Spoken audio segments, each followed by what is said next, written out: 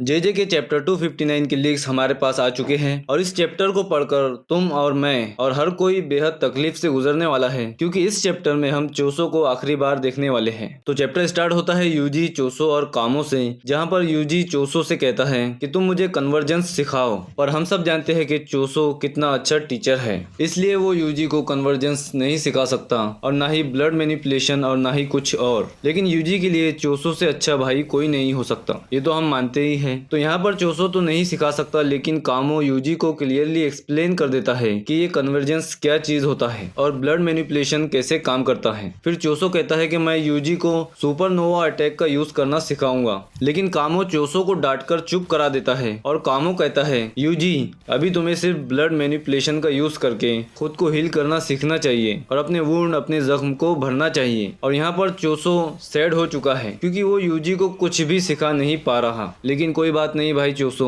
तुमने ट्राई तो किया और तुम ही यूजी के सच्चे और असली बिग ब्रो हो। और एडिटर ने चैप्टर के स्टार्ट में ही ये कमेंट कर दिया है कि टीच मी ओनी चैन। और फिर यूजी ये रिवील करता है कि वो सेकंड पर्सन यूटा है जिसके साथ यूजी ने अपनी सोल को स्वैप किया था। और फिर नरेटर ने शेयर किया है कि जो कामिनो है यानी फायर, उसे ओपन करने के लिए डिसमेंटल और क्लीव दोनों के कुकिंग प्रोसेस से गुजरना होगा, तब जाके इस फायर का डोर ओपन होगा। और इस फायर की एक रेंज होती है जिसमें ये फायर इफेक्टिव होती है और इसकी स्पीड भी कम होती है। और इसी इश्यू को सॉल्व करने के लिए सुकुना ने अपने ऊपर एक बाइंडिंग वॉल लगाया है। और फिर चैप्टर में आगे उराओमे कह रही है कि अब जीत हमारी होगी। और उतने में जो लोग या फिर कोई चीजें जो सुकुना के डोमेन में आ रही है वो सब जलकर राख बन रही है। और र्योमेन सुकुना की यही वो अल्टीमेट टेक्निक है जिससे माहोरागा को एक्सरसाइज किया गया था। और फिर नरेटर कह रहा है कि गोजो से फाइट के टाइम सुकुना को अपने डोमेन की स्पेसिफिकेशन को कंटिन्यूअसली चेंज करना पड़ रहा था, इसलिए सुकुना ने इस टेक्निक को सील कर दिया था। और फिर चैप्टर में आगे बढ़ते हैं जहाँ पर चोसो ने अपने ब्लड का यूज करके एक बैरियर रेडी किया है जिसके अंदर यूजी भी है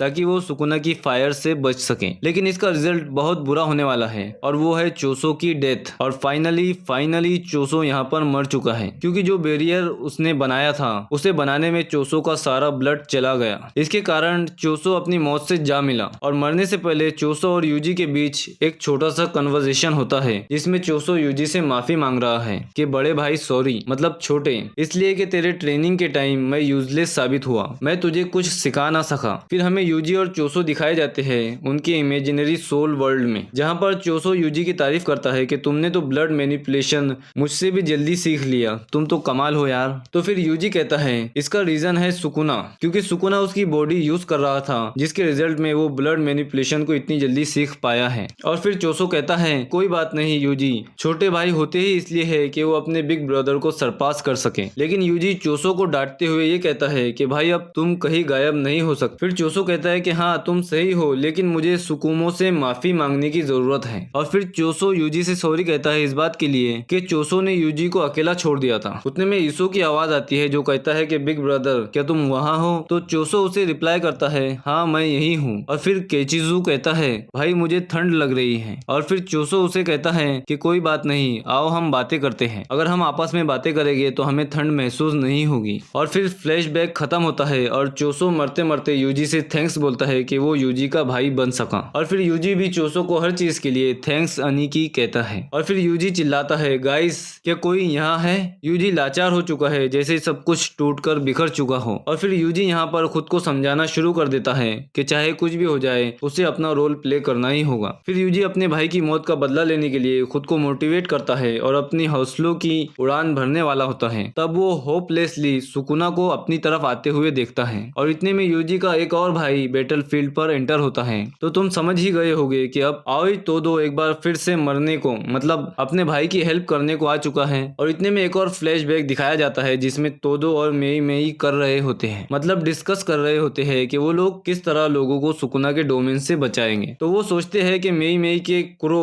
और तोदो के बुगी वुगी टेक्निक का यूज करके वो लोगों को बचा सकते हैं। तो इसका मतलब तोदो अभी भी बुगी वुगी का यूज कर सकता है। फिर वो लोग सोचते हैं कि सुकुना का डोमेन लोगों को इंस्टेंटली किल कर देगा, लेकिन फिर भी हमें ट्राई तो करना ही होगा। फिर मेई मेई कहती है कि तोदो सुकुना के डोमेन से बाहर है, इसलिए तोदो को अपनी कर्स टेक्निक की रेंज बढ़ानी होगी। तब मेई तोदो से पूछती है कि तुम सच में ये कर पाओगे। तोदो कहता है कि मैं गारंटी तो नहीं ले सकता, लेकिन मैं अपने बुगी वुगी की हार्ट बीट को महसूस कर पा रहा हूँ। और इस प्लान के बारे में यूजी को पता नहीं, लेकिन हम उसे बता भी नहीं सकते क्योंकि सुकुना और यूजी दोनों की सोल एक ही बॉडी में थी, और शायद हो सकता है कि इसी वजह से सुकुना को भी इस प्लान का पता चल जाए। और यहाँ पर नरेटर ने कहा है कि तोदो इस बात को लेकर कॉन्फिडेंट नहीं है कि वो अपने दोस्तों को बचा पाएगा या नहीं, और चोसो और यूजी तो सुकुना के डोमेन के सेंटर में है, इसलिए ये बहुत ज्यादा मुश्किल होने वाला है। फिर तोदो यूजी को हौसला देते हुए कहता है, हिम्मत रखो भाई, हो सकता है कि वो सब ठीक हो। और फिर यूजी ये सोचता है कि बाकी सॉर्सरर ठीक हो गए तो उसे अभी के लिए सिर्फ तोदो पर भरोसा करना होगा। और फिर यूजी और तोदो मिलकर सुकुना पर रश करते हैं, और यहाँ पर नरेटर कमेंट कर रहे हैं कि अब सुकुना को अपनी टेक्निक यूज करने में दिक्कत होगी क्योंकि उसने अभी अभी अपना डोमेन यूज किया था। और यहाँ पर चैप्टर खत्म होता है और एडिटर ने कमेंट किया है कि जीत का जो रास्ता है वो भाइयों से जुड़ा हुआ है और नेक्स्ट वीक कोई ब्रेक नहीं है। तो अगर वीडियो अच्छी लगी हो तो लाइक कर देना और फुल चैप्टर के लिए सब्सक्राइब करना